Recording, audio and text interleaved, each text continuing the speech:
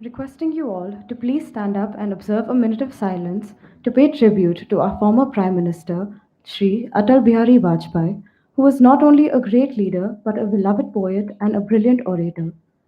Mr. Ravi Sharma, who is a very old employee of IMI Delhi, also expired this morning. He had been with the institute for more than 25 years and made important contributions to the development and handling of various programs at IMI.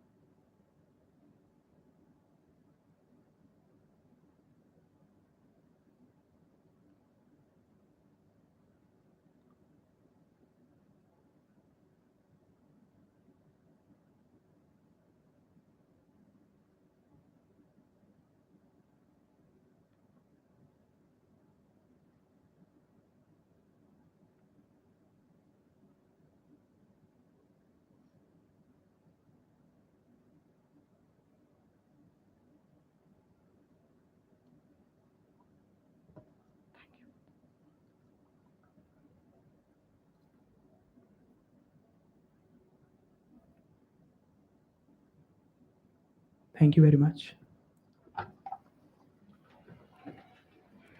Good morning, ladies and gentlemen. I, Harshvardhan Joshi, along with my co-compare Sanjana Mathur, take this opportunity on behalf of the entire IMI New Delhi fraternity to extend a warm welcome to all the distinguished guests, members of faculty, and my fellow future managers. It indeed is a proud conclave of IMI New Delhi.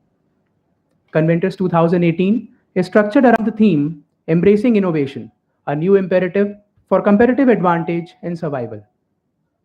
The speed by which information can be exchanged across platforms is amazing. In a highly connected world, we witness emerging competitive markets. It becomes imperative for business to constantly evolve to stay in the game.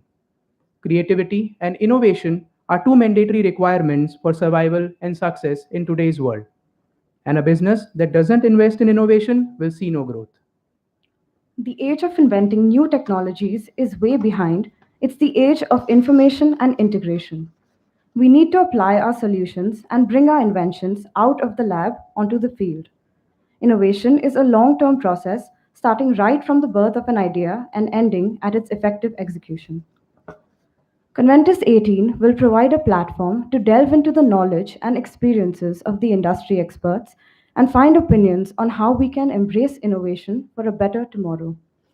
It would be an intriguing and enlightening experience for the students of business management, helping them derive wisdom and insights to gear up for their corporate careers ahead. Before proceeding, we'd like to present to you an audio visual describing Conventus 2018. Appear to be a distant dream, a seemingly unthinkable prospect, but the human race has time and time again proven that nothing is too out of reach or unattainable for us. And it always starts with an idea. Creative collisions may germinate and nurture the seed of an idea. And this tree bears the fruit of innovation. It is through the process of collaborative work combined with human ingenuity that we as a society surpass our own wildest imagination.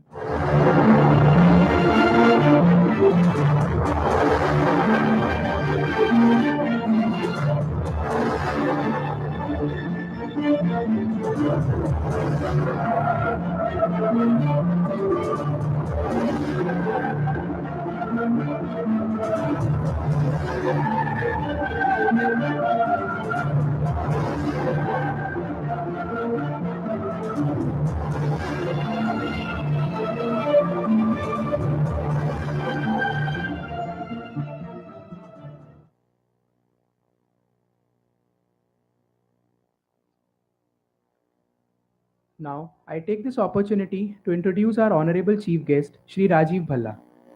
An industry veteran with more than 25 years of senior leadership experience, Mr. Bhalla is the Vice President and Managing Director at Baco Electronic Systems.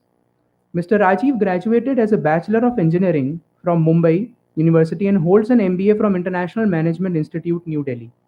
Over the course of his career, he has been associated in leadership positions with global technology leaders like Intel, NEC, Microsoft, and Thomson Consumer Electronics.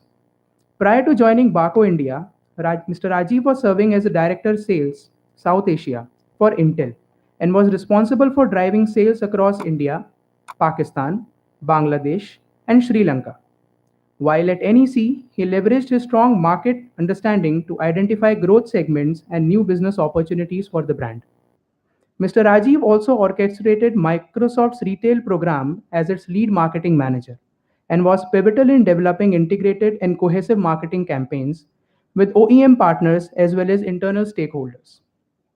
IMI New Delhi's Go Green initiative entails the presentation of sapling as a token of gratitude as they are an embodiment of growth and prosperity. Sir, we are privileged to have you here with us. As a token of our respect, we would like to present a sapling to you.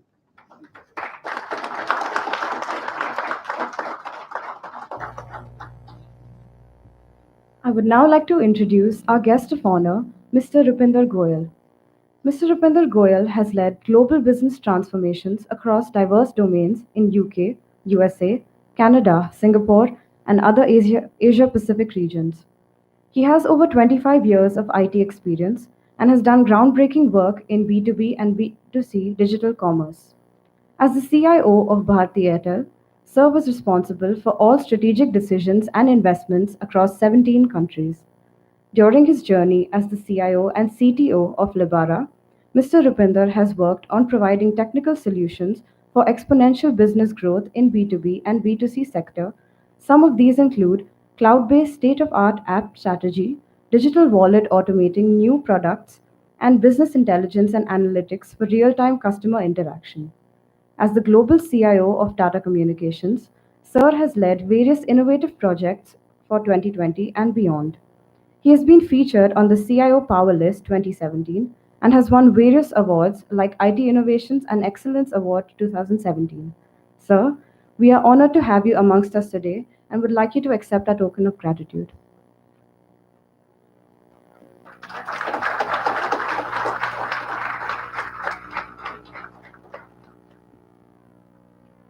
It is my privilege to introduce our Acting Director, Professor Pradeep K. Bhaumik.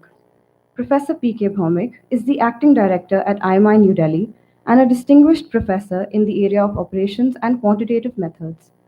A mechanical engineering graduate from IIT Delhi, Professor Bhaumik completed his postgraduate program in industrial engineering from the National Productivity Council, New Delhi, and was awarded the President's Gold Medal for the best performance in the program.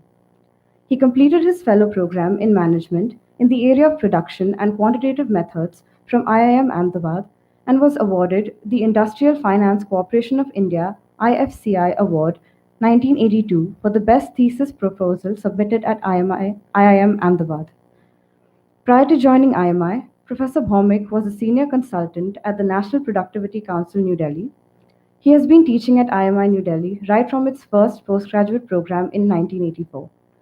During his long teaching career in IMI New Delhi, he has designed and taught various courses such as operations management, manufacturing strategy, management science applications, operations research, quantitative methods for management decisions, logistics and supply chain management, among others. His area of research interest include technology management, goal programming, game theory, regulation, management of projects, and impact assessment of government programs. He has published widely in national and international journals. He has also taught in many in company programs for executives at companies like BHEL, REC, HCL, DCM, ICICI, ONGC, NTPC, IOCL, DBC, L&T, IFCO, etc., organized by IMI New Delhi. Over the last 2 decades, Professor Bhaumik has worked on numerous sponsored research projects sponsored by the Government of India and international organizations like the Asian Development Bank Institute, Manila. He has presented research papers in various national and international conferences in different countries such as Austria, China, Egypt, Germany, Hong Kong, Singapore, United Kingdom, USA, etc. He has been a consultant to many state governments such as Assam, Punjab, Himachal Pradesh, and also to various companies such as the Ahmedabad Electricity Corporation Limited, Neyveli Lignite Corporation, Pyongyang Informatics Center, among many others. He has served in consulting capacity to international organizations such as United States Agency for International Development, United Nations Development Programme, and GTC. We welcome you, sir, and would like to present you with a token of our gratefulness.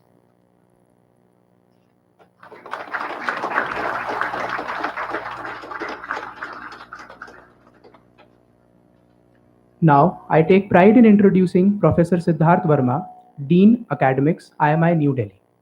Dr. Siddharth Verma is a professor at IMI New Delhi in the area of operations management, quantitative methods. He is a mechanical engineer from erstwhile University of Roorkee and MTech from IIT Delhi. He holds a master's in business administration from Asian Institute of Technology, Bangkok, and a PhD from IIT Delhi. Professor Verma has had 13 years of industry experience, mostly in the petroleum industry, before joining academics in the year 2000. He has worked in various functions, including projects, procurement, and logistics. He was Associate Professor, Operations Management, for more than 4 years at the Institute of Management Technology, Ghaziabad. He was Director of University of Petroleum and Energy Studies and also held the position of Vice President in the university. Besides teaching, Professor Verma has been involved in conducting training programs sponsored by Government of India under its ITEC scheme. He has presented papers in conferences and published papers in national as well as international journals. We welcome you, sir, and would like to present you with the sapling as a token of our gratitude.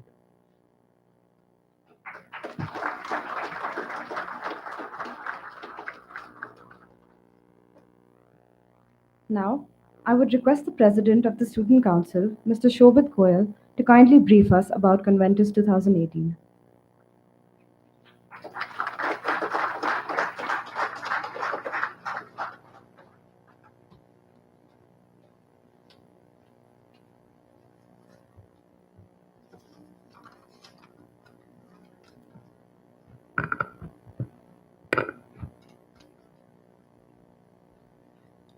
The cult of ignorance will take us to a placid island of the midst of seas of innovation. We realize that it is a place where we feel the urge to survive, and there the value lies in the power of scrutiny rather than upon mere survival. There is competition coming from the nook and corner of the world, forcing us to give our best, so that we do not being satisfied with mediocrity and remain distinguished. Ladies and gentlemen, for the change is inevitable. All that is imperative is unfolding various channels in which technology can be pre-owned in order to get a competitive advantage. The key lies in having an enabled attitude, realism, and a conviction in adopting the intrinsic approach towards innovation. Economic sustainability and global competition today has left no stone unturned in providing various contemporary developments such as blockchain revolution, artificial intelligence, and Internet of Things. Businesses have to create an environment where laboratory of innovation can function well and burst with the humankind. Dear friends, oblivion to these deviating waves will only make us dwell further into the possibility of obsolescence, which is quite fatal. Well, I don't plan to present a sardonic aspect, but only to elucidate the fact that if we, as aspiring managers and business leaders of tomorrow, want to leverage the competition and go for gold, we need to accept the change more fundamentally rather than mechanically. This elementary refining won't be complete without borrowing some words of wisdom from the experts and most proficient business mind to enlighten the audience present at this forum through their thoughts, insights, and knowledge. This year, with the theme as Embracing Innovation, a New Comparative Advantage and Survival, let's try to discover the potential of embracing innovation and excel in our corporate careers. On the first day, we have the Finance Summit and the Marketing Summit, followed by Operations, Strategy, Economics, and Corporate Sustainability Summit on the second day. The last day will witness the HR, Entrepreneurship, and IMEC summits. All these nine summits will have several senior corporate executives as their respective panelists who will have Key discussions centered on the main theme of this year's Conventus, with a specific sub-theme related to the respective field for which the summit will be conducted. Each year, Conventus has been successfully able to deliver on its goals, raising the bar higher every time, and we are confident that it will continue to build its legacy over the years to come.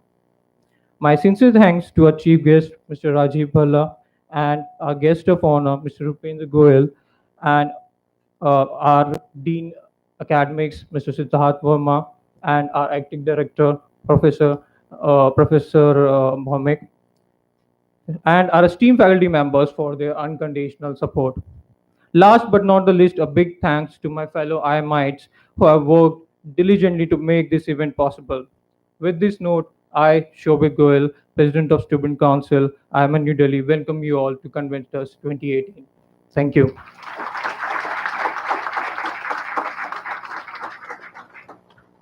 Thank you, Shobit. Asto ma sadgamaya, tamso ma jyotirgamaya.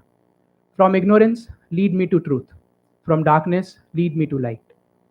Let us now, in accordance with our cultural beliefs, invoke the blessing of the goddess of learning, Ma Saraswati, to bless us with the knowledge and wisdom, to show us the path of progress, and to lead us from the darkness of ignorance to intellectual enlightenment.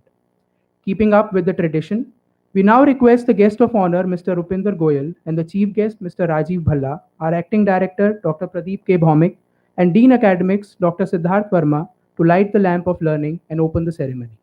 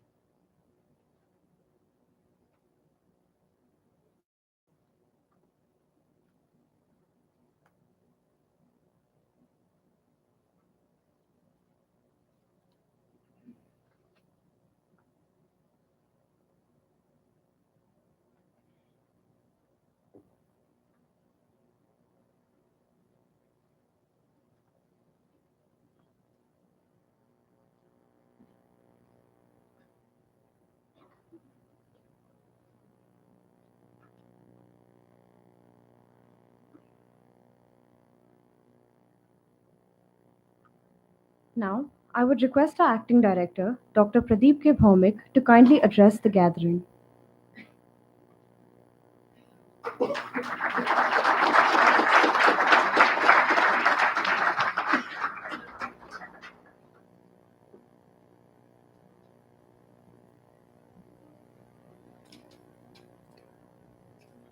Our honored guests,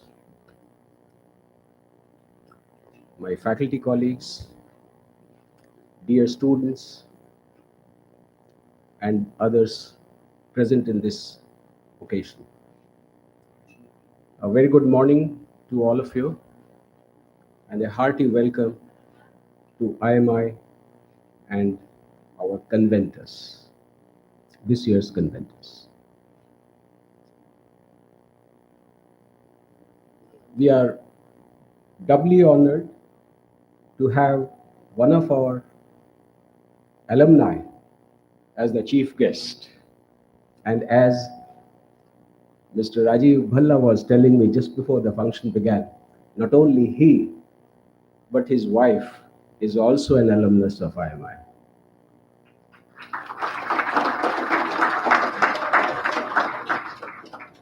It's true that whenever we meet some of our old students, we keep talking about the older days, the old days, and it looks in retrospect always to have been, all the positives, nice things, good things that we remember. And we also were talking about that, although the year when he came to IMI, none of these, the auditorium or the classrooms, they were not yet ready. in the year 1993. We had just moved in, and we were having classes in some makeshift kind of rooms. And so we were just exchanging views about that.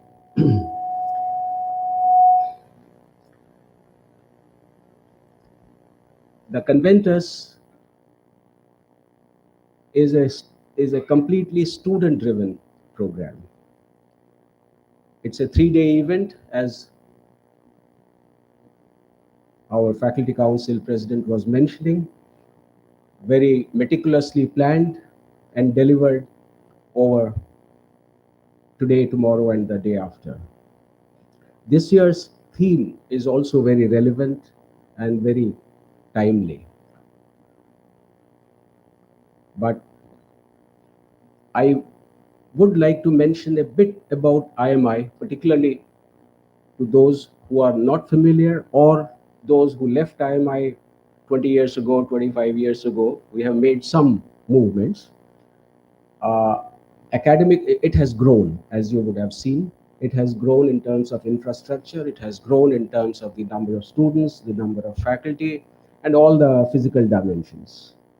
Uh, in terms of our academic programs, uh, our first program that we started, even before we moved to this campus, was the 1-year postgraduate program in international management. That's what it was called, which is now rechristened as a 15-month program called Executive PGDM. Then in 93, the year Mr. Balla joined, we started our 2-year PGDM program, which continues today as our flagship program. Then in 2006, we started our PGDM HR, focused on HR. And a 2-year PGDM in BFS, Banking and Financial Services, was started in the year 2014.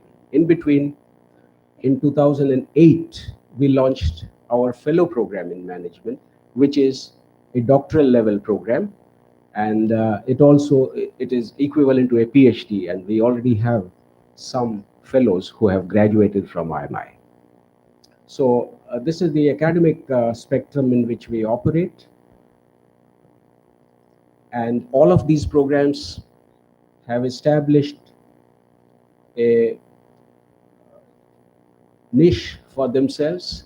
They have all, some over a longer period of time and some over a very relatively short period of time, have established their credibility and their relevance in the respective domains, which is also reinforced in terms of some of the rankings, all of which have consistently ranked IMI at the top positions.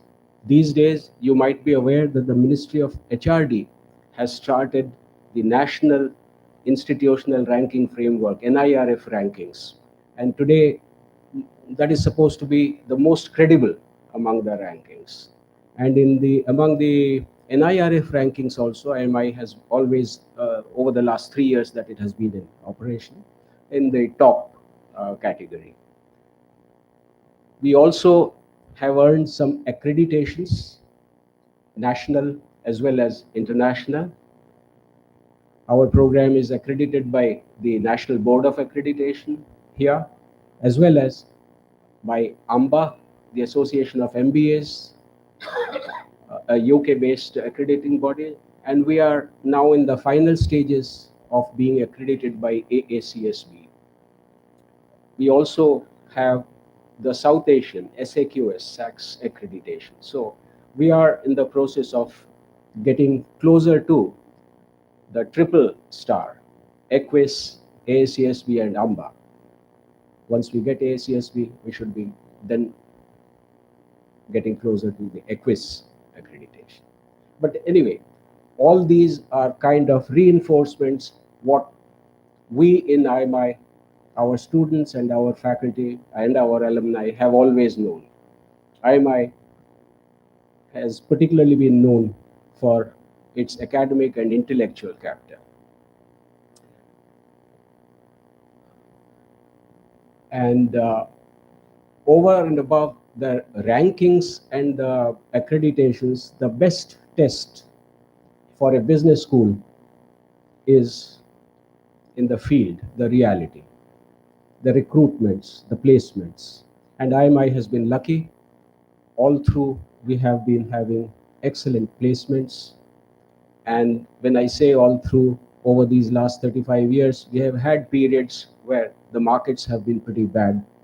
And still, with its reputation and with its corporate linkages, IMI graduates have generally have had good placements year after year. That gave us some background to the IMI over the years. As far as this year's Conventus is concerned, I'm very happy that the students chose this theme of embracing innovation. Uh, when I came to know that I have to make some 5-10 minute address, I thought of, what would I speak about? Embracing innovation is the buzzword. Everybody says, yeah, we should all embrace innovation. Our Prime Minister every day tells us there's no other goal than innovation, innovation, innovation for the whole country, as well as for individuals, for companies, everybody. But how would one go about, as an individual, as a company, as a country, the how part of it? Coming from an operations background, the what is relatively easier to see for us, but how becomes a bit, more operational. I'm tempted to mention a few studies that we did a few years ago, where we studied uh, the patenting. Patenting is quite often considered as one of the yardsticks or matrix for technology development, although it is not a foolproof or not the only mechanism. And when we studied this, we found, for example, in India, for India, and we had studied based on the USPTO database because they give us the searchable database, the complete one. And India has been a late entrant towards patenting, very late. In fact, till about 95, 96, even after we had liberalized, uh, the whole of India could get less than 100 patents, at least from the USPTO database. And then in the early 2000s, there was significant growth. So much so that when we studied around 10 years ago, 2007, 2008, the locus of innovation, at least through patenting, was discernibly shifting towards Asia. The rate of growth of patents from India, China, Taiwan, and South Korea was the highest among the world. The rate of growth, of course, for India and China, the base was low, so growth rate would expect to be higher. And yesterday I did a quick check again for today's session, and I found that in 2017, India continued. And between 2007 and 2017, it has grown by about 8 times in 10 years, which would give about a 30% rate of growth per annum. So, at least so far as patenting is concerned, it has grown. I'm talking about patents which have been granted where at least one inventor was an Indian resident. So, but the other interesting part is that among these patents, which were generated with some Indian R&D, research, innovation content, the assignees were not mostly Indian. So the assignees were non-Indian, mostly. Mostly means more than 50%. The other important thing for us to realize, and this is global, not only for India, all over, that patents are more and more generated by companies and not by governments, government organizations, institutes, or individuals, particularly for India, but this is a global phenomenon. It's shifting towards corporate patenting, corporate innovation. These are some of the things which I think is showing that companies are embracing innovation more than governments or research institutes per se. This is one side. Although there were many other things, in patenting, particularly in cases of India, China, and some of these emerging countries, it's becoming a global phenomenon. The research teams are multinational teams quite often. So collaboration and the effect of collaboration is emerging to be visible. You know, uh, this is one side of it. The other side is when you look at the most innovating companies. Again, I found something interesting. This is just by casual search. I didn't study it really. If you see the 2017 rankings, world's most innovating companies, uh, in most surveys, like the BCG survey, etc., these are usual companies: Apple, Amazon, IBM, those kinds of companies, which are coming at the top. But Forbes started a new methodology, and they worked out the most innovating companies based on the innovation component in terms of the market capitalization, the unexplained part, which could have been due to innovation of the companies. And there was a big surprise. In the top 10, there was one Indian company. And the name of the company was a bigger surprise, at least to me. Some of you might be familiar. It was HUL. HUL was placed number 8 among the world's most global innovating companies. And this shows us, gives us a glimpse of that it is intriguing how companies are doing what they are talking about as innovation, what they are implementing, how it is actually resulting in a financial result in the market.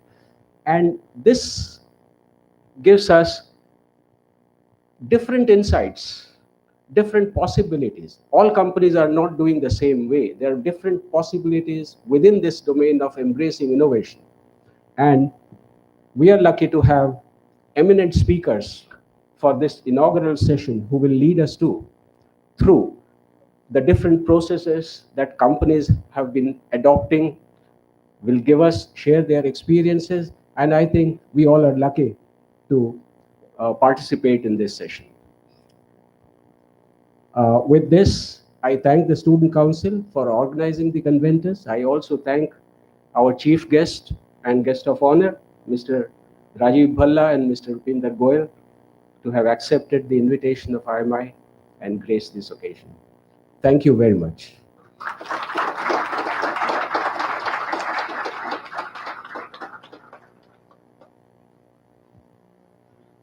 Thank you, sir, for endowing upon us your words of wisdom. I would now like to request our guest of honor, Mr. Rupinder Goyal, to kindly address the confluence.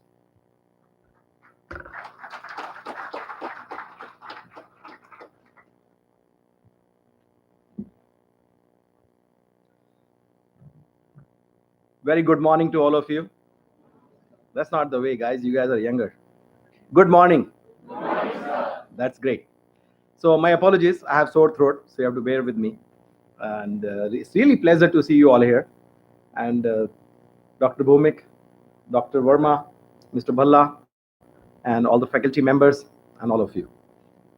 So I see you all going forward or already being the citizens of corporate world and will be joining in bigger and better roles in future.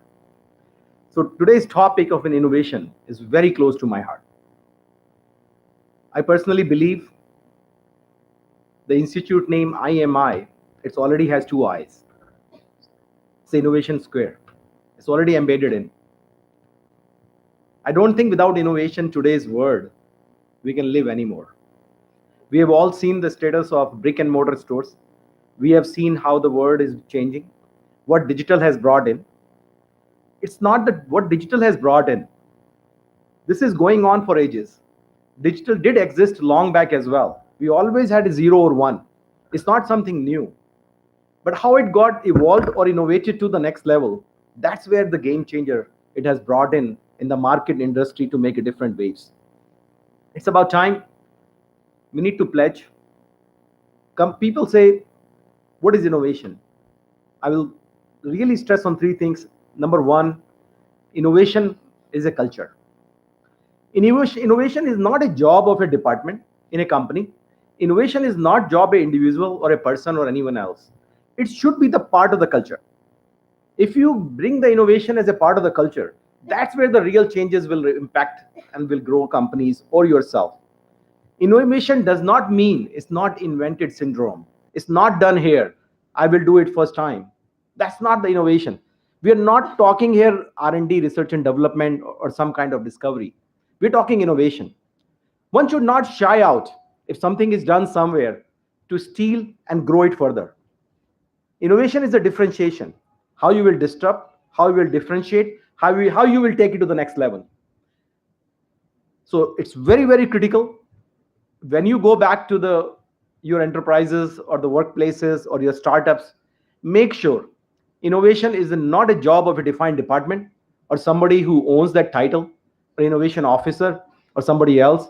It should be part of the culture. Everybody's KRA, everybody's job should have innovation as built in and grained in. If it's not there, then true innovation will not happen from grassroots to high up. You will not get the true value. Just think about it. If the innovation or something is happening in a corner, like similar to an HR department or a finance, I don't think it will be easily replicable or doable or acceptable across the board. If innovation culture is across the board, the adoption or taking it forward to the next level will be very easy in an organization. So one thing, make sure innovation is part of the culture. That's where the true growth and true value of innovation will come in. That's very critical to embrace. People say in larger companies, larger enterprises, there's innovation officer, innovation is done here and there. I personally believe in that's more eyewash. There could be a dedicated or more funds, more money available to you. That's why those things are done there. Innovation should be culture and way we live. Innovation, even if we wake up in the morning, maybe we can try something different and try to innovate. How we brush our teeth is as simple as you think about it. And it can be a very different technique, very different thing. You can take it to the next level. So that's where the innovation should be the part of the culture. That's the first message. As I said before, people think, is innovation, you need mega dollars? Is this only for 3Com? Is it only for Boeing or HP or Microsoft or Apple? I don't think so. Those days are gone. The barriers of entry with the digital world has really changed. The globalization. Today, buying a URL or for a simple domain name for a few $100s per year, I think you can replicate your brand, your ideas, your innovation ideas, or your company name across the globe with the 3 clicks. It's no more a myth. You need to associate with the larger enterprises. You need to associate with a larger brand. You need to do XYZ to win the game. The game changer. So the second message is be small, bite by bite. You can finish the elephant bite by bite. It's not that requirement to make the innovation a really big impact. You should make it incremental. You evolve it over time, make it bite by bite. So this goes in with the startup culture.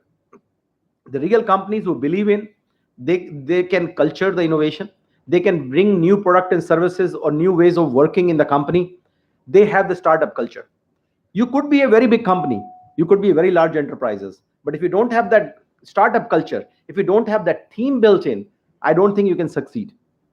So we all need to think about it. It's not that I need mega dollars, I need mega staff, I need mega approvals or whatnot. If you are willing, it's part of the culture, you can do the innovation and have to be bite by bite. You need to take it really pinch of the salt and make it grow. And once you do it, if it's done right way, right thing, I don't think it will go unnoticed. When the right time, right thing come in, it can be adopted across. Nobody is against any good idea or something if you convince it right. So it's about time.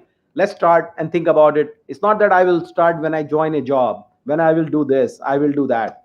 Let's embrace it today. If you want to innovate, if you want to do it right, you should think now. Anything we do, I spoke to certain people in different departments. Like human resources, this is not my job to innovate. It's the job of product people. They create new product, they create new services. How I'm going to innovate? They are creating a new printer, they are making a new server, they're making a new car, they will innovate. I don't believe so.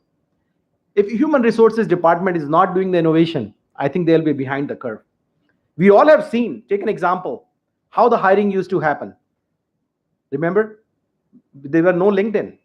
Today there's innovation, isn't it? Where all the matching, all the credentials, all the social networking, all those goes in. So any good human resources manager uses those tools. He or she can use different ways or social way instead of using the traditional method, and he can take it much better inside the company than doing anywhere else. Same thing now across the board in industries, the bots are used where repeatedly same work was done by human resources person to scan the CVs or to take the keywords or to match to the jobs or JDs.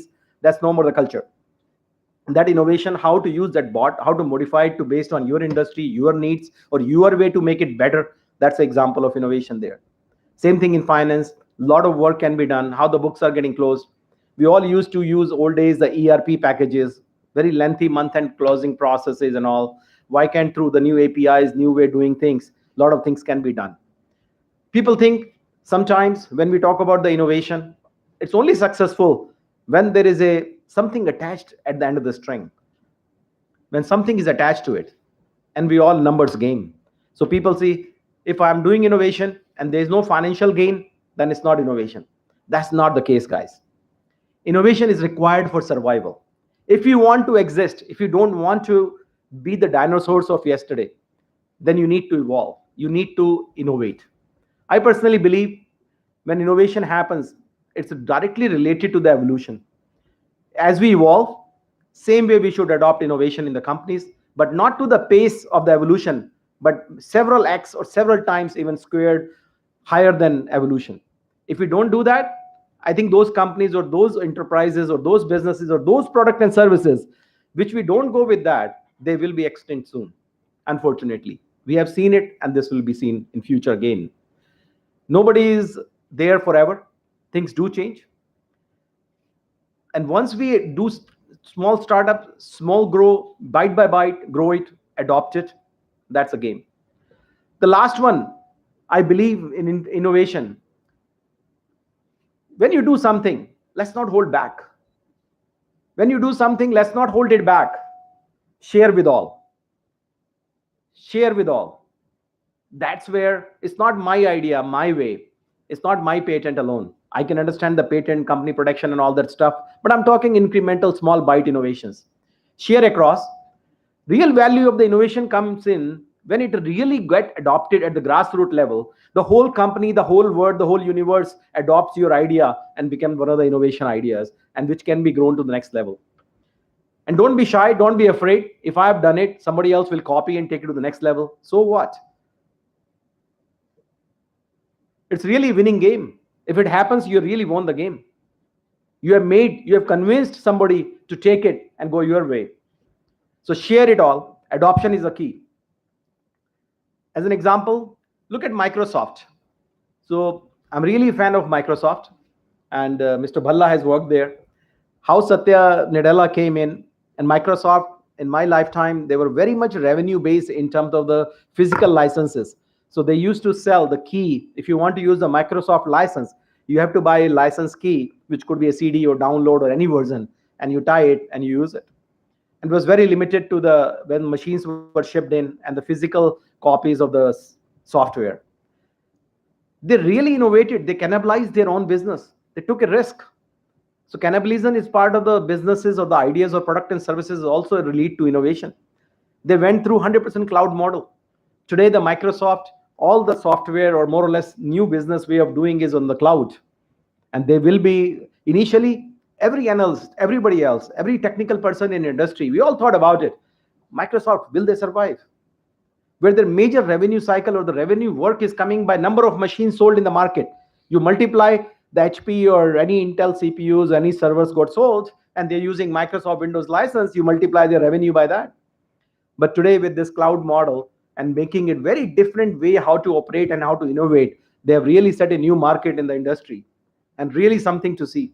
and there are a lot of followers, a lot of people are following their path. That's the innovation. When you go back to enterprises, I personally believe we need to carry a burden. We need to carry something in our back. We are all tied with money, all tied with budgets, all the things.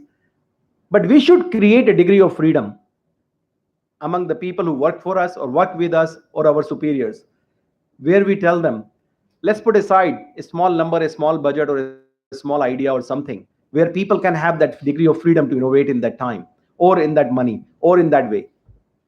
You cannot have, like, restrictions. Why that?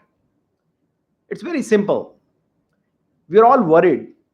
Doesn't matter, a larger company, their shareholders, or we as an employees or a contributors, or even at school. We're all driven with the result oriented society, where innovation, we should not be only worried about the results. It should be a startup culture. We should believe in failures. We should celebrate the failures. We should learn from them. Only request is, let's not carry for long. Let's do something. If it's not right, let's stop it right there. Let's not be shy. It's my way or highway. Keep on changing it. So let's start early, end early, and move on. And in fact, you should celebrate. You should let people know why it's important. Think about an enterprises. If you have done something and it's not right and you have stopped it, and you're not communicating, you're not sharing. Maybe in some other part of the enterprises, it's very difficult to control and communicate across the board. Maybe somebody else is thinking same line, or somebody else is grooming or working on very similar project or solution. So are you doing a favor? And if you do that, you're making a learning to the rest, not to repeat. So this investment in innovation, has it gone bad? Not really. It's a true learning for all of your colleagues and enterprises to make it happen. Let's not repeat the same mistake again. So early failure and communication and sharing should be the key. You should not restrict you not to do it. Also, once you do something, any innovation, anybody helping, any ideas coming along, anything going on, one should go and congratulate and celebrate. It's not that only my idea, my way. It's not the colleagues or somebody else I'm competing against. So giving a pat on the back is very critical. A lot of times, a lot of people feel very competitive. But in innovation, when somebody has done something good, you are not the direct line manager. You're not the person responsible for that product or service or for the department or for that revenue. Still, you go back as an individual, as somebody who is not direct in line, maybe congratulate or talk to that person. I think that's a big win-win and really motivates the person to take the idea or the new future, further innovations. And that builds in a culture of innovation across the organization. That's a highly, highly recommended. Make sure, celebrate, celebrate, celebrate. Let's take an idea. Excuse me. Innovation should be, make it complex to complicated. Why I'm saying that? Everybody says simplify, simplify, simplify. Let's look at reality. Can tomorrow's car can be very simplified? Can you have really nothing in them? Wouldn't you need the electric circuits? Wouldn't you need a dashboard? Wouldn't you need the transmission system and all? Even Tesla has that. So I'm saying the complex solutions or situation should be complicated. And if you really can simplify down the road, you can. And where the simplification can go from complicated, now you take the piece by piece and you put it together. The small simplifications coming together to be complicated, but not complex. Makes the complex problems with innovation maybe turn to complicated, and then piece by piece to really simplified. That's the end goal. As an example, some people say, I was reading one of the articles and spoke to some people. They introduced to me a term, BYOD. You know what is that? So he said, no, it's not bring on your own device. He said, bring your own discount. Think about it. For marketing people, how innovative idea. And he did some simulations. He did some work. There are, if he gives that option to you as an online, through social network, all the research, all the data and facts, to bring your own discount, it gives you a fair idea. If you're all sitting in that shoe, and you want to be fair with that company, that product in the market and all, how much discount, what should be the right value for it.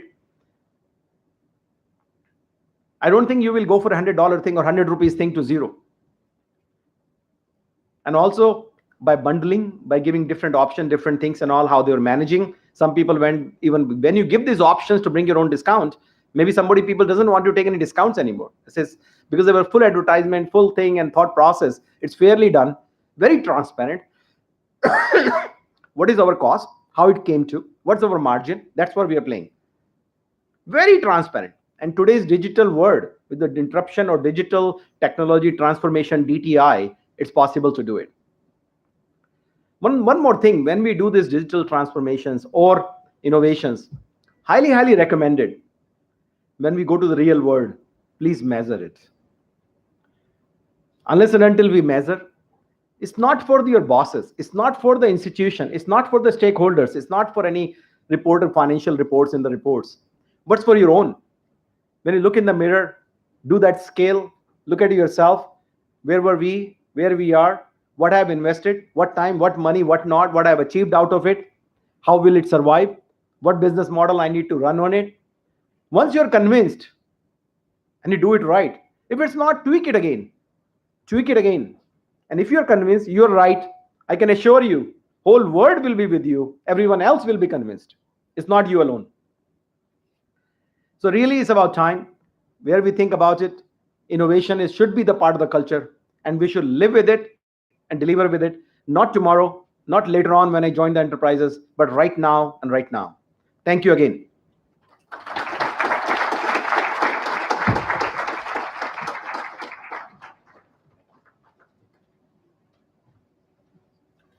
Thank you, sir, for your words of prudence.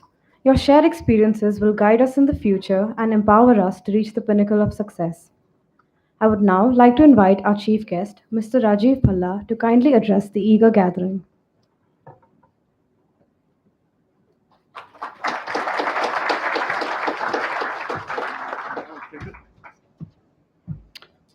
Well, good morning.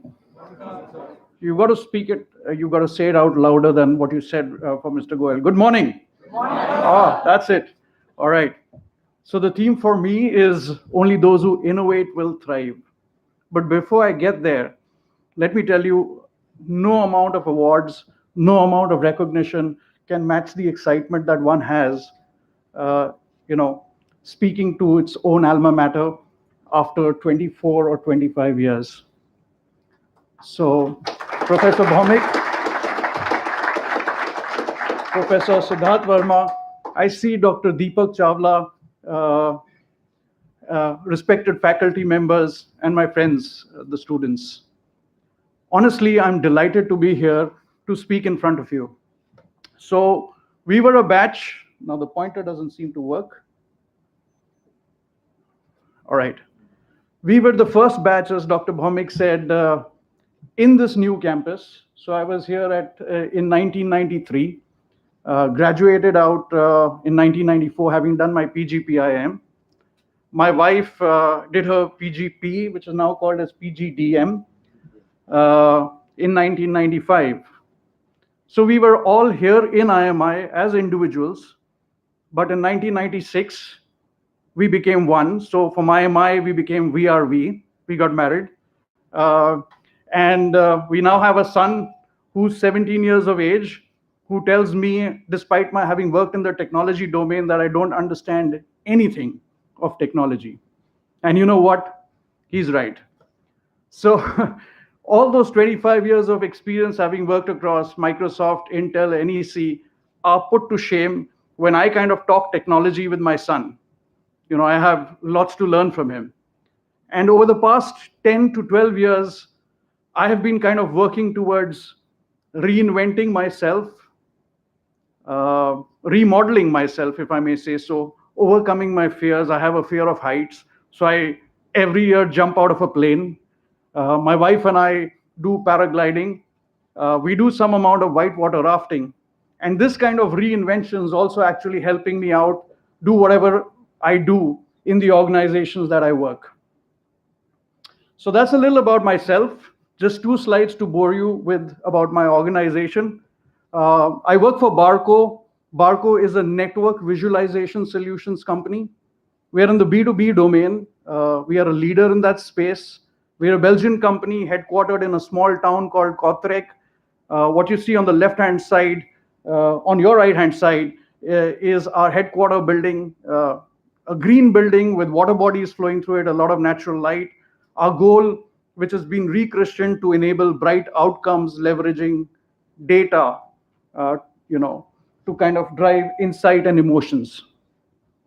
So we operate out of 90 countries. A smallish company, about €1 billion, have seen. We are an investor's delight. Over the last 2 years, our stock has risen 100%, from €60 to about €120, and we continue to grow. Barco's been in India since 1996. We are based out of Noida. 15% of Barco worldwide's workforce is in Noida. So I have about 700 people in Barco Noida.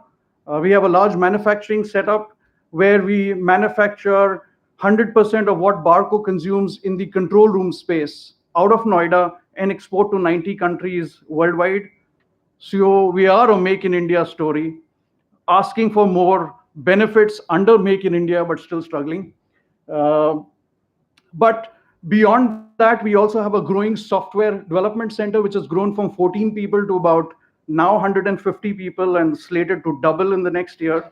So there's a lot happening out of Barco Noida. My charter when I moved into Noida was, how do I leverage site capabilities and grow our presence in India? And we've grown substantially. The past 3 years, we've been growing upwards of 40%. This year too, we hope to exit the year at about a 20% growth. We play in 3 domains. Where do I need to point for this? Okay. We play in 3 domains. We are in entertainment, healthcare, and enterprise. Not many people know, but 50% of global cinema projectors are Barco projectors. So all the movies that you watch in India across all the large multiplexes are on our projection system. We also do, basically large venue projection. So Akshardham is also out of Barco. 5,000 surgeries are conducted using Barco displays across the world. 1 out of 4 smart cities uses our display solutions for its control rooms. And we've created a new category on wireless collaboration, innovating in a way, and I'm going to talk to you a little bit about that as we move ahead. So I'm going to skip this slide. These are a few install bases that we have. When I was asked, hey, come and talk about innovation, I said, hey, all of you guys, I've been seeing what you've been doing, trying to promote Conventus on social media, etc., sharing stuff on robotics. So I said, what am I going to teach to you? What am I going to share with you? You guys seem to be knowing it all. But the reality is, when you look at it from a business world perspective, there's so much of change that's happening because of technology that all of us as leaders need to constantly adjust the sails, right? We are in that ship where we've got to kind of learn and adjust the sails, others you're going to run into a storm. Everyone's been innovating. You've seen it. NEC talked about empowered by innovation. Toshiba says leading by innovation. HP says reinvent. But what does it all mean? Today, it all translates around innovating on products and services, innovating on go-to-markets, innovating on the way you interact with customers, and innovating in your own processes to make yourself leaner, meaner, and more agile. And again, technology is a key enabler or a trigger to drive this innovation. So you've got to kind of embrace technology. We did a survey about late 2016, and this KPMG survey, which polled CEOs, basically talked about what are the key concerns that CEOs face. So when you look at this grid that's shown in front of you, the key concerns today are really about customer centricity. The CEO of today is really concerned. Does he know what the millennial needs? Does he have products and services that can cater to this millennial? The second concern is around technology adoption. The CEOs feel that, hey, are we adopting enough of AI, VR, uh, and stuff, automation in our processes? The third is about product innovation. Uh, you know, there have been several examples of companies with products to sell who've not innovated and who've died. The fourth concern, and I think that's the biggest concern that a lot of us face today, is being disrupted by someone who you don't even know could be your competitor, right? You've seen examples of Airbnb and Uber who've kind of disrupted the market. The hospitality industry is really shaken up by Airbnb, and that's the reality of today. So competition from startups, competition from who's not been there in your competitor heat map is one of the bigger concerns. Then there is concerns around disruption through regulations. A lot has been talked about GDPR, data protection. You've seen what's happened to Facebook through Cyber Analytica, et cetera, and that's the reality that all of us live in today. Again, we talk a lot about big data, but the biggest concern that we have, do we have enough data scientists? Do we have good quality data? Are we using that analytics right to be able to really drive the right decision making? So these are a few of the concerns that all of us face, which brings me to my first mantra or my learning in life. You know, to me, I can tell you, when you move back into the corporate world, the future for you is going to be far more complex than what it is for us today. The other thing I can say with a lot of certainty is the future is really unpredictable, right? What you're doing right today might not be right tomorrow. What's working today might not work tomorrow. I mean, you have the classic example of Kodak, right? They were the first folks who kind of discovered or played around with digital photography, but they termed the digital camera as a non-event because the quality of the image was not good. And you know what happened to Kodak. So like Xerox, Kodak has also now become a verb, right? A lot of us say, don't get Kodak, right? So that's what happens if you don't look for those cues and you don't innovate. I often tell my colleagues and the associates at Barco that leadership for all of us is like a train journey. The scenery in that train journey keeps changing, and you've got to be able to adapt and have your products and solutions to be able to change with that changing scenery. That's the reality. You live in a world of crisis, and you've got to be able to manage to navigate in this so-called VUCA world. The second one is innovate or perish. Mr. Goel talked about it, and I wanted to still share this example. I was in Microsoft in 2004, 14 years younger than what I am today. Really excited to be a part of those 30,000 people out of 130 odd thousand people that went in for the global summit. We used to have this thing called MGX, where all the sales and marketing folks met every year. So we met at Atlanta, and I remember seeing Steve Ballmer, the then CEO, jump up the stage with a lot of aggression, a lot of passion, saying, "We are Microsoft, we are the best. Nobody can really beat us." And at that point of time, Microsoft, with its proprietary software, and having won with Yahoo on Yahoo Mail through Hotmail, was on top of the world. What Steve probably didn't sense at that point of time, or denied at that point of time, was the imminent threat from Apple with iOS, or the imminent threat from Google with Android OS. We in Microsoft missed the boat as far as the smartphone OS is concerned. By the time I had moved out of Microsoft in 2008, I could sense that we were under stress. By 2014, Steve, who one never imagined would ever move out of Microsoft, had actually moved out of Microsoft. And at that point of time, all of us in the industry said, what's going to become of Microsoft? Will the elephant be able to reinvent itself? Comes in Satya Nadella, comes in with the cloud computing, comes in with a different business model. reinvents Microsoft, brings in new blood, brings in new thinking, brings in new go-to-market models, and today Microsoft is back again as one of the most valuable companies, right? So very often, business leaders who've tasted success consistently are their own biggest enemies. They don't see reality the way it is. They continue to see reality in the way they want to see it. There is a small video, I don't know if you can play that, on Steve Ballmer admitting what he missed out. Now, with hindsight, are there things I'd do differently? Of course. Like what? Come on, Charlie. I probably would have started us doing hardware earlier so that we could have been more effective in the phone business. Yeah. I mean, this is kind of like an IQ test. Should Microsoft have a position in the phone business? Yes. The two most profitable companies. We were the number one most profitable company in our business for a long time. Right. Two guys have passed us, and they both did it by making phones, Apple and Samsung. So, I mean, I don't think software was the right play there. But the two most profitable companies now in our business are Apple, Samsung, Microsoft. Right. For years, it was Microsoft and some other guys. Yeah. So do I wish we had done that sooner? Of course I do. Then why didn't you? When the name of your company is Microsoft and your formula works, our formula was working. We were software guys.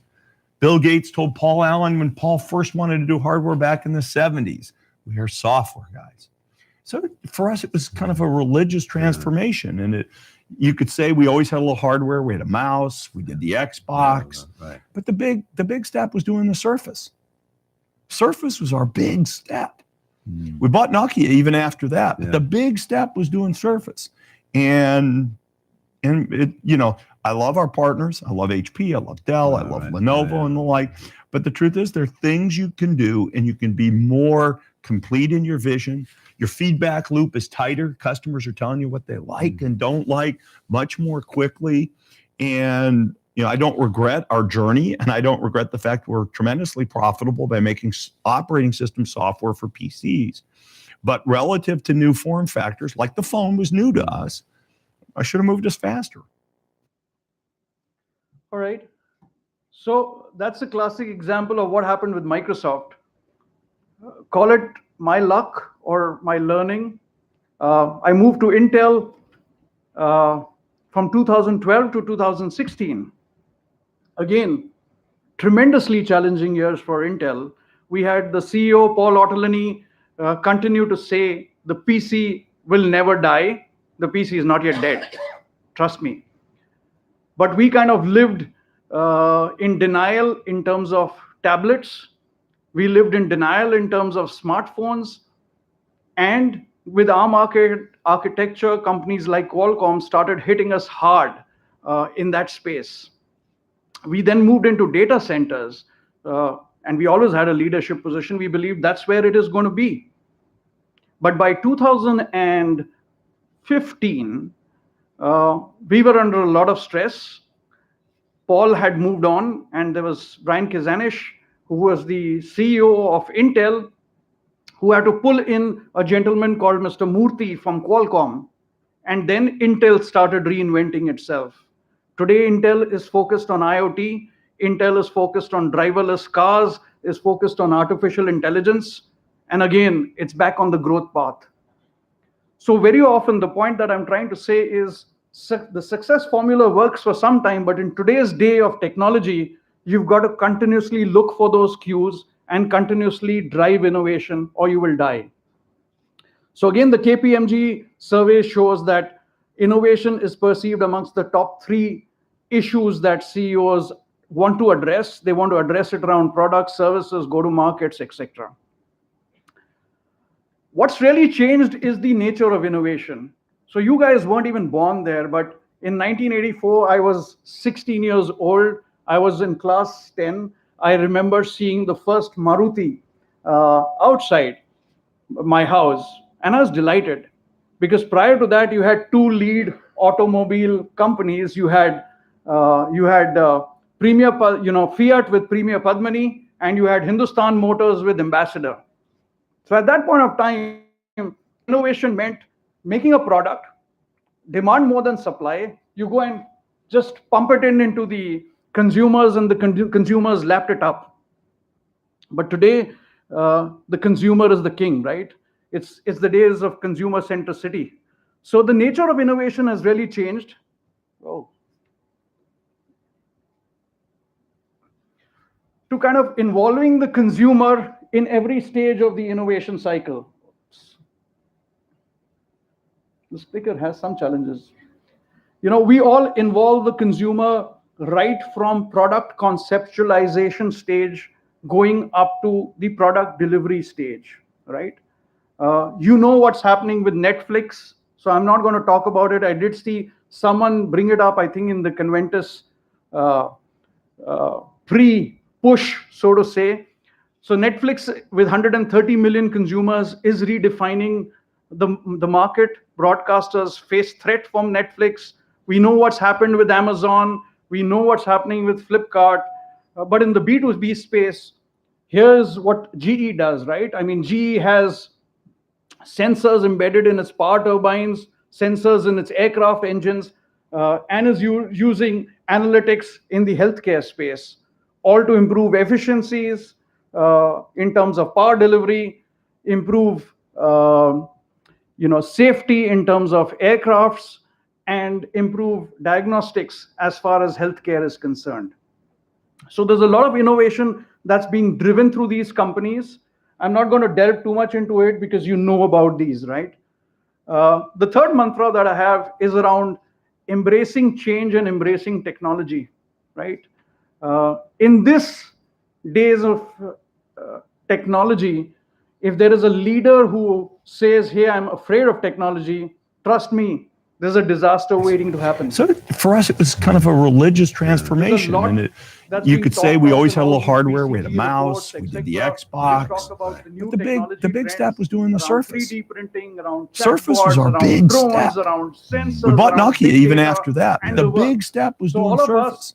And I love our partners. I love HP. I love Dell. I love Lenovo and the like. But the truth is, there are things you can do, and you can be more complete in your vision. Your feedback loop is tighter. Customers are telling you what they like and don't like much more quickly. And I don't regret our journey, and I don't regret the fact we're tremendously profitable by making operating system software for PCs.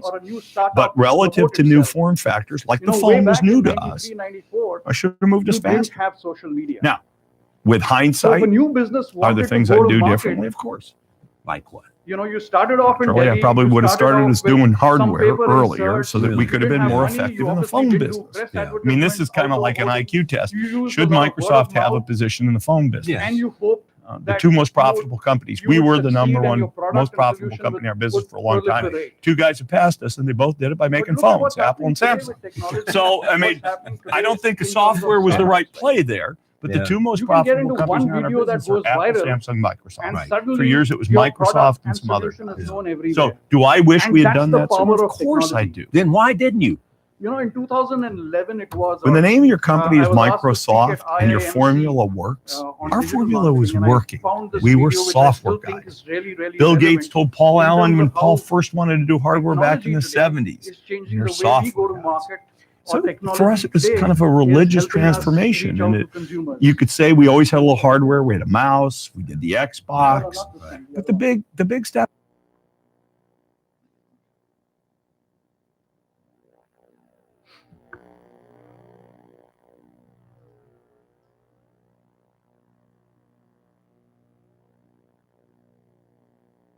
I don't know who you are. I don't know your company. I don't know your company's product.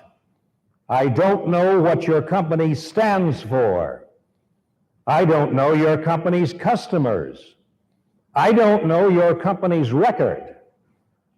I don't know your company's reputation.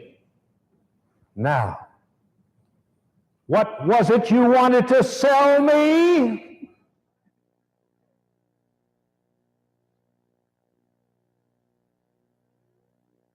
There you go. Yeah, John, I'm looking for him on LinkedIn. I don't see him anywhere. Let me put you on hold. He's on the other line. Yeah, so I got your proposal, but I don't know who you are. Uh-huh. Gotta put you on hold. Be right back. John, you find anything more on these guys? Really? Okay. Later. Yeah, so as I was saying, I got your proposal, but I don't really know your company. I didn't see much about you on Google. Your website is totally thin. I looked for you on LinkedIn, no luck. But someone in my online community seems to think of you as a third-tier player. And I see an ex-employee out there is doing some pretty nasty blogging about your CEO. Now, what was it you wanted to sell me?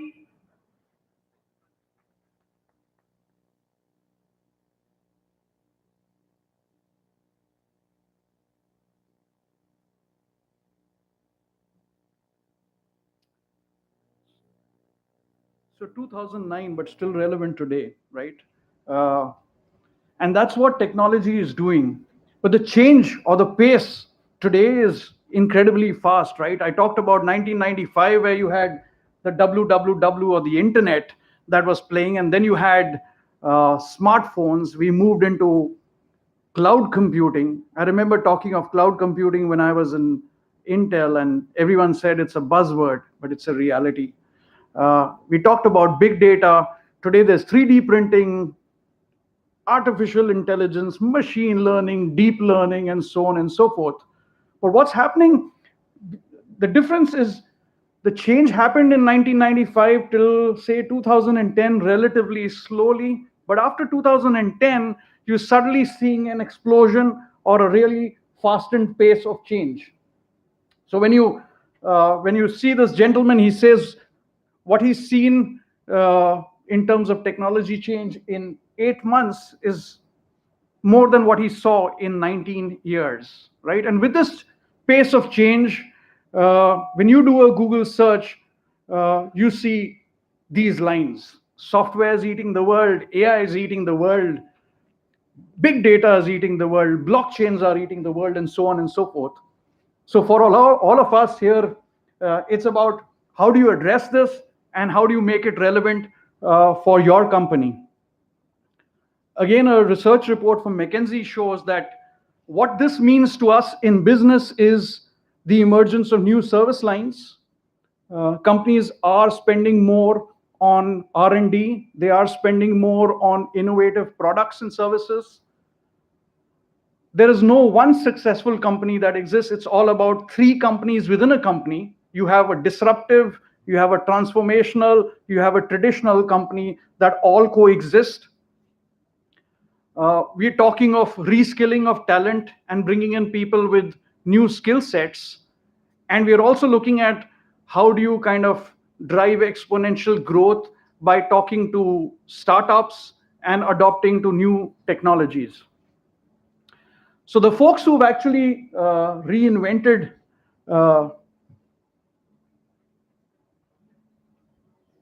I've got to find the magic place where I need to, okay. So the folks who've kind of reinvented are the ones who kind of adopted a dual approach. They've kind of reinvented the core. So they're looking at automation to improve efficiency. They're looking at chatbots, etc., to drive customer interactions. And they're also simultaneously looking at creating the new. So obviously, big data is a big part in terms of driving intelligent decision making. They are looking at attracting new talent, and they're looking at moving faster in terms of M&As, etc., with startups. The result is over a 3-year period, a 2x growth compared to traditional incumbents and a far better ROI. So that's a little bit about stuff that I could share with you from the industry perspective. The last section, I won't take more than 5 minutes, is on what we are doing as far as innovation in Barco.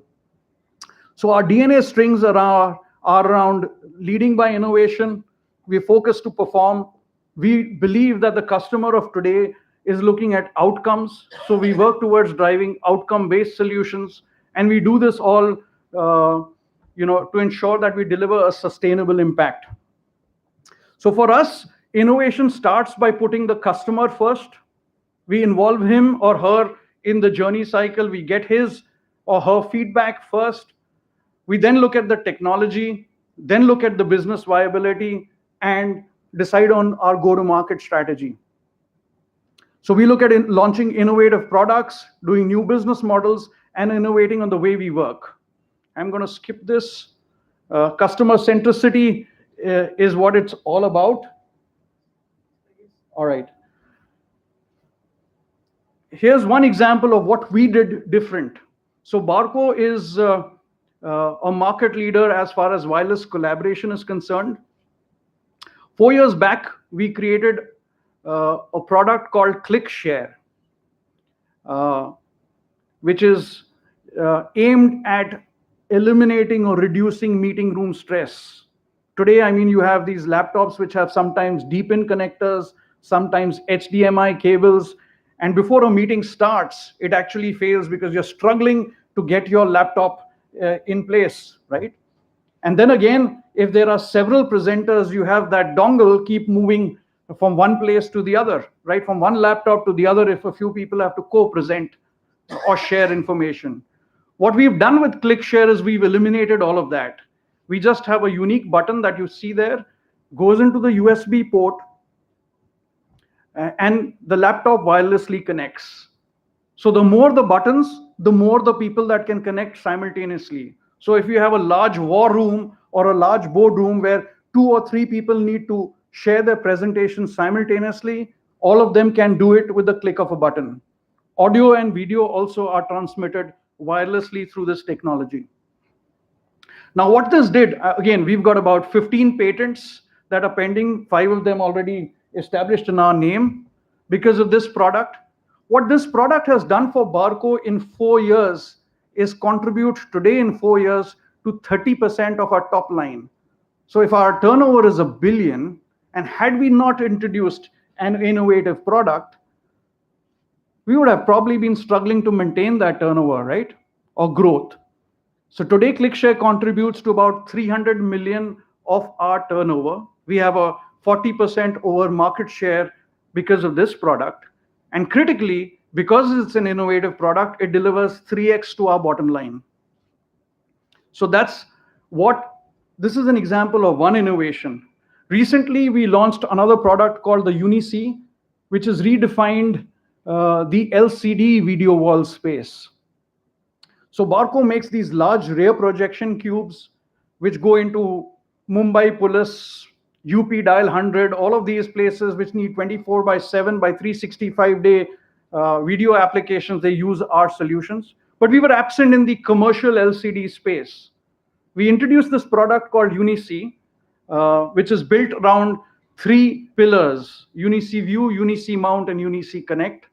This product is seamless. It has no bezel. So when several panels come together, you don't see any dividing line between those panels. These panels are mounted using a hydraulic mount facility. 10% of panels actually break during the mounting process when you're making a video wall. So we've eliminated that with a concept called UniC Mount. We have a patent again pending on that. And then we have something called UniC Connect, where all these panels, when they come together, they auto color calibrate through again a patented technology of ours called SenseX. So what we've done with this product is created a niche. LG and Samsung are playing catch up. They will catch up in another year from now. But in 8 months of launch, this product today is contributing about 7% of our top line. So again, for us, it's all about driving innovation, and trying to address or provide a better customer experience. All these products, mind you, today have sensors embedded in it. All of them can be connected over the pipe or are being connected over the pipe, which means that tomorrow I can push in firmware updates and I can sell product as a service, right? So that's how you move out from box selling to solution selling. We also do this for our projectors. So as I told you, we have a 50% market share in our projector space. We have sensors there. In EMEA, in European markets and in Americas, these projectors are connected to a data center. Through the data center, we continuously monitor the health of the projector. and are able to drive predictive and prescriptive maintenance for these projectors. In India, we still have to get this going. But here again, the goal is to ensure a great customer experience so that when you go to the cinema hall, you see consistent brightness in your screens, in the cinema screens, and to ensure that the exhibitors have their projectors running consistently. Again, this will translate to a new business model where we're going to just give away the hardware and going to charge annuity in terms of recovering the product cost. So that's how technology, IoT, etc. Here are classic examples can change or are changing the business modules and the way we go to market. We also do agile as far as our software labs are concerned. So they are leaner organizations, shorter product life cycles. We get into that sprint mode and come up with new products. Recently, we announced the Factory of the Future, where we are using robotics to do routine repetitive stuff as of now. We are also using smart warehousing, and that's how we are moving towards the Factory of the Future. So I was asked to speak actually in 30 minutes. I think I'm done. So again, if I have to leave you with parting remarks, I think as you move into the corporate world, back into the corporate world, you'll be moving into a world where there's going to be a lot of volatility, chaos, complexity, ambiguity, all going to be pushed through technology. And for you, the job is going to be to continuously to kind of learn, unlearn, and sometimes even reinvent yourself, because you've got to reinvent yourself, reinvent your organization, and that's how you're going to drive success. Thank you.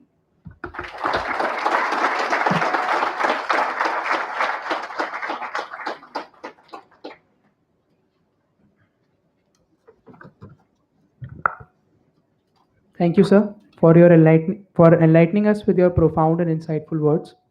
We will surely imbibe in our actions the wisdom imparted by you.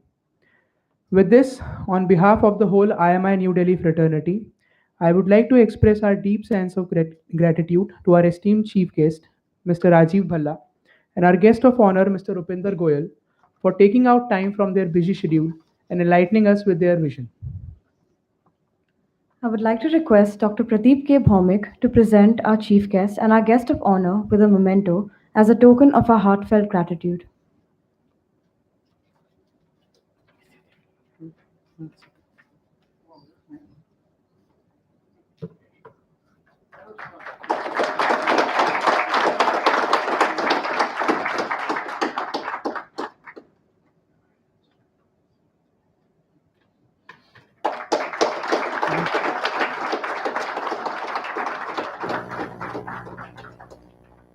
Now, I would like to request the Dean Academics, Dr. Siddharth Verma, to kindly proceed with the vote of thanks.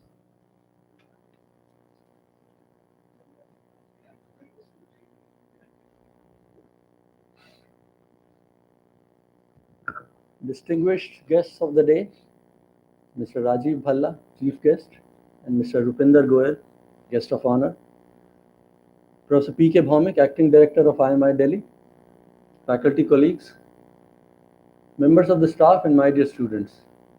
I consider it my privilege to have been asked to give the vote of thanks for the inaugural function of the Conventus 2018.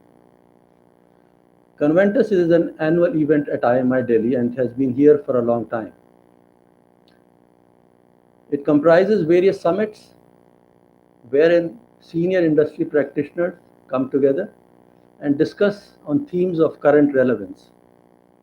The theme this time, Embracing Innovation, is also an extremely relevant theme today. My contention is that it will remain relevant for many years to come. It is unlikely that innovation is going to go out of fashion very soon. We've had some excellent talks given by the two distinguished guests. These have not only enhanced our knowledge, but have broadened our horizons about the theme of innovation. I would like to thank both the distinguished guests for having accepted our invitation and for being here and for sharing their thoughts with us. This, despite the busy schedules, which are characteristic of business world. My deep sense of appreciation and gratitude to both the honored guests today.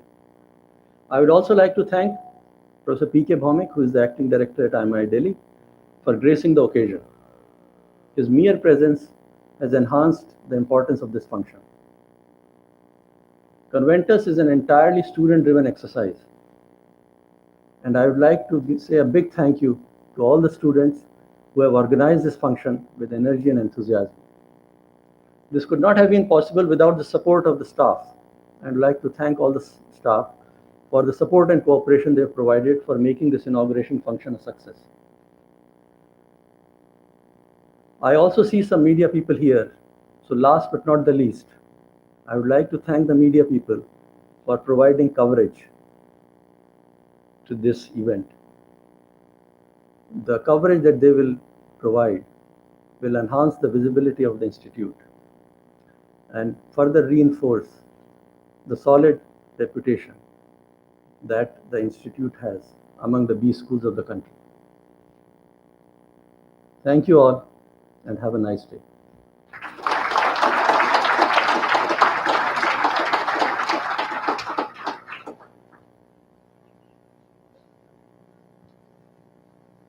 Thank you, sir. I would like to request General Secretary Club's Student Council, Gautam Reddy, to kindly proceed with the vote of thanks.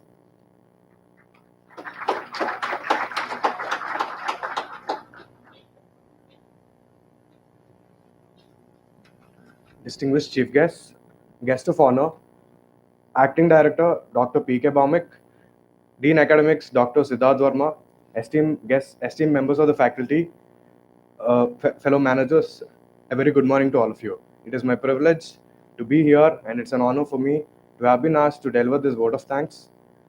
And Conventus 8, like it has been already mentioned, is themed around embracing innovation, a new imperative for competitive advantage and survival. It is aiming to bring about 56 eminent speakers from varied occasions and experiences in a 3-day mega event, which will be hosting 9 summits in various domains from marketing, operations, HR, finance, entrepreneurship, economics, corporate sustainability, information management and analytics, and strategy. The inauguration has set the tone with the august presence of our chief guest, Mr. Rajiv Balla, and our guest of honor, Mr. Rupinder Goyal, delivering insightful messages. As Mr. Balla quoted, future is bleak, run and adjust, as the technological storm is around. And as Mr. Rupinder Goyal has mentioned, inculcating innovation and adopting in one's own culture is important to every organization so that you can be the game changer. With this being said, with these words of wisdom from the distinguished leaders from the corporate world, the eagerness of the students to learn, and the passion of the organizers, I can say that we have a great event planned ahead.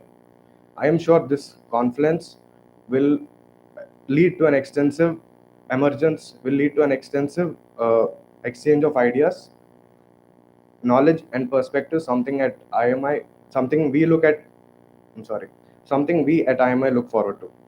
I, Gautam Reddy, a member of Student Council, IMI New Delhi, on behalf of the entire IMI fraternity, would like to take this opportunity to thank our leaders and mentors present here, who are an inspiration and a beacon for us in this journey of becoming global leaders. Thank you.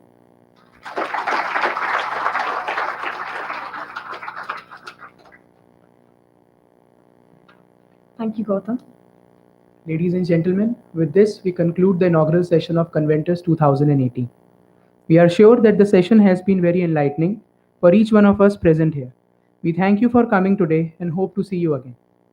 I, Harshvardhan Joshi, with my co-compare Sanjana Mathur, on behalf of the student fraternity of IMI New Delhi, would like to take this opportunity to commend all the guests, speakers, professors, students, and staff of IMI New Delhi for helping us to make this endeavor an unparalleled success.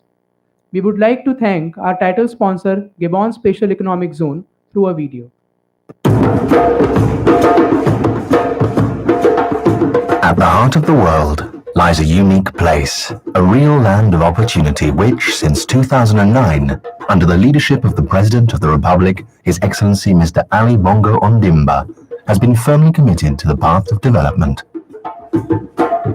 Welcome to Gabon. Gabon enjoys an incredible, unspoiled natural heritage, with forests covering 80% of its territory and 500 miles of coastline.